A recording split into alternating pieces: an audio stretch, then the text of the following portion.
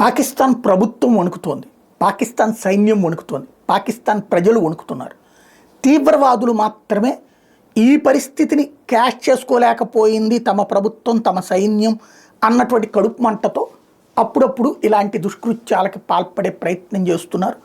వాళ్ళకి భారత్ పాకిస్తాన్ మీద యుద్ధం కొనసాగాలి, కాకపోతే పాకిస్తాన్ గెలుస్తుందని పిచ్చి నమ్మకంతో ఉంటారు. పాకిస్తాన్ ఎప్పుడు కుక్క తండినట్టు అంటాం మనం, పాకిస్తాన్ పిచ్చి కుక్కను కొట్టినట్టు కొడతాం. వీళ్ళు ప్రతిసారి కూడా ఇప్పుడు 50 ఏళ్ళు అయిపోయింది కదా యుద్ధం జరిగి, పాకిస్తాన్ దగ్గర బోల్డ్ ఆయుధాలు వచ్చేసి నేను ఆ సైన్య అధికారులు వాళ్ళకి చెప్పుంటారు. దాంతో వీళ్ళు ఇంకేముంది మనం సూపర్ పుడింగ్ అనుకుని ఉంటారు. వచ్చారు, చాలా చెత కొట్టించుకుని పోయారు. ఇప్పుడు పాకిస్తాన్లో తీవ్రవాదులు మాత్రమే ఈ కాశ్మీర్లో అక్కడక్కడ చేస్తున్నటువంటి యాక్టివిటీ. టోటల్గా పాకిస్తాన్ ప్రభుత్వం అయితే వణుకుతోంది.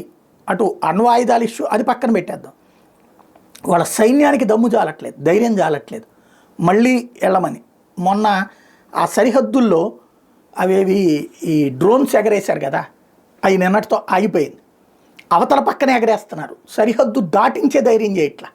ఎగరేస్తే లేపేస్తారన్నటువంటి విషయం అర్థమైంది. అందులో మనం కొత్తగా పెట్టినటువంటి సిస్టమ్ ప్రకారం అది ఎక్కడి నుంచి వచ్చిందో అక్కడ పేల్చేస్తారు, అంటే మళ్ళీ యుద్ధమే.